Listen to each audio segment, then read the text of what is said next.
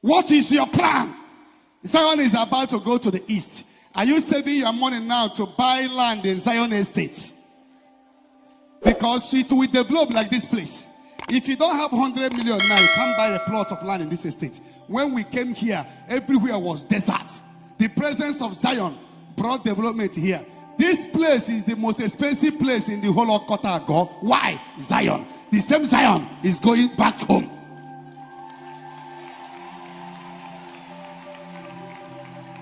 What is your plan? Because I are close everywhere.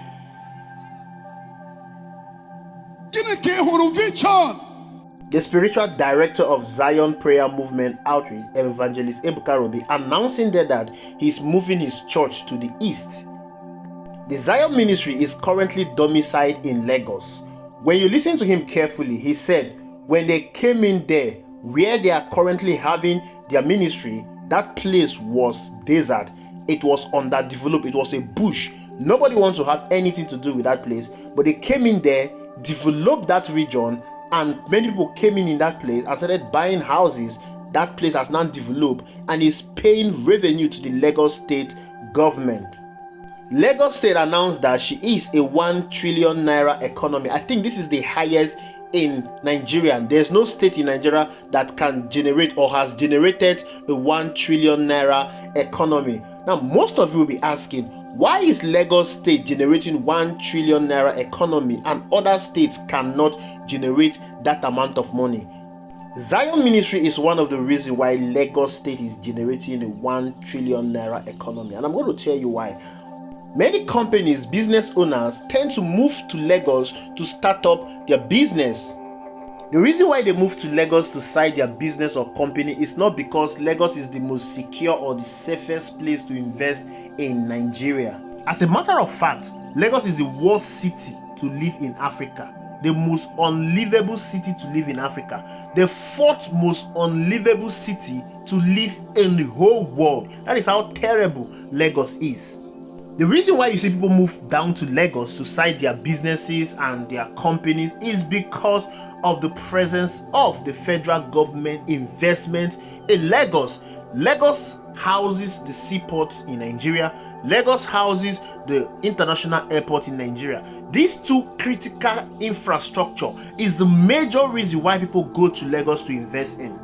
And it is such a shame that an economy like Nigeria has just one functional seaport, which is domiciled in Lagos. This is the reason why people from every part of the country move down to Lagos, because of the access of that seaport. But then the Lagos state government have not been fair to investors in Lagos. You all saw what happened to Landmark Africa. They demolished a $200 million business because they wanted to construct a coastal road that they've even abandoned as it stands now, and they're looking for fund after budgeting 15 trillion naira for that road, destroying a business that houses 4,000 employees, pay close to 1 billion naira revenue to the Lagos state government, was destroyed because the Lagos state government, they are not fair to investors. Of course, you have seen how houses belonging to residents in Lagos are being demolished by the Lagos state government without any form of compensation. People hard-earned money have gone down the drain because the Lagos state government do not have adequate planning. Rather than solving the issue of flooding in Lagos, they went ahead destroying people's houses that has absolutely nothing to do with the flooding in Lagos. The 2023 general election, you saw how tribalism was at full display. People were asked to go back to their home, especially the Igbos. They were asked to go back to Igbo land and vote. They were not allowed to vote. These are people that have been in Lagos, invested in Lagos, built their businesses in Lagos, paid their taxes in Lagos, but during the election, they were not allowed to have their say in who will rule them in Lagos. What a tragedy. With everything happening in Lagos, a lot of persons have called and advised the Igbos not to invest in Lagos. You saw Marianne Mogalu, the wife to Kingsley Mogalu, advising Igbos to leave Lagos. MNK advised Igbos to leave Lagos. Of course, MNK built a world-class hospital in Imo State.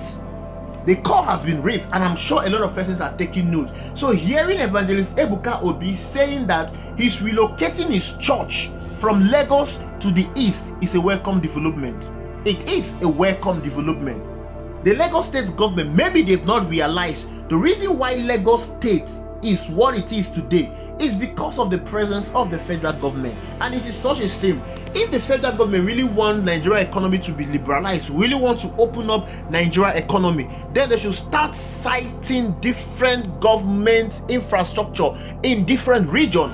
I don't understand why there should not be a seaport in the southeast. Of course, these southeast people, they are business people. They do a lot of importation.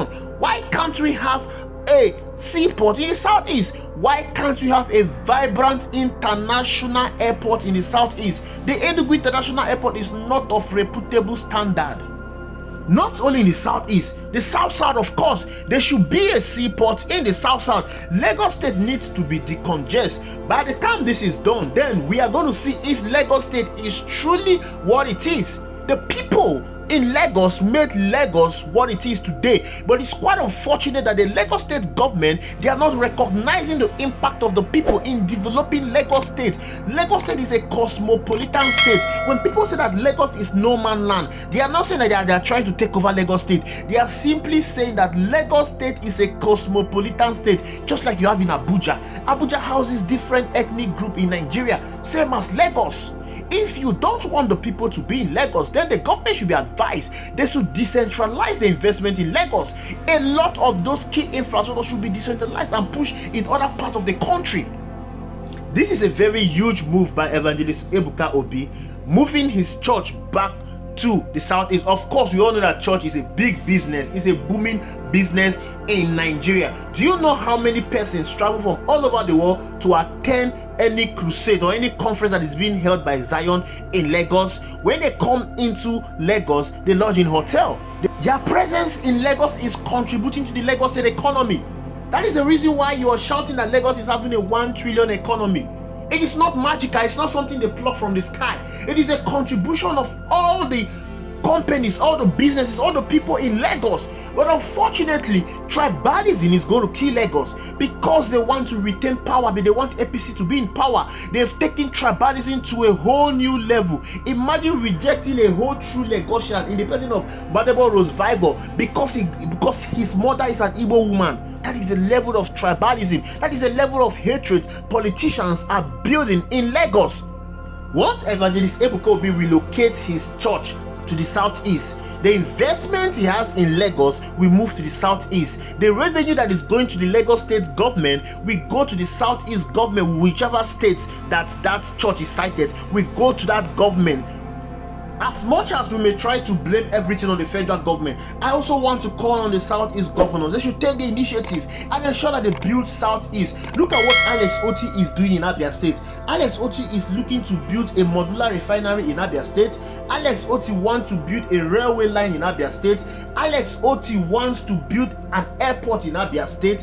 Alex Oti is doing everything possible to ensure that investment and key infrastructures are being built in Abia State.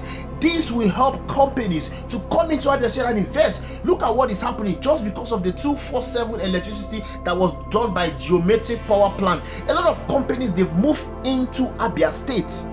This is the kind of investment we are looking forward towards in the Southeast, and all hands must be on deck.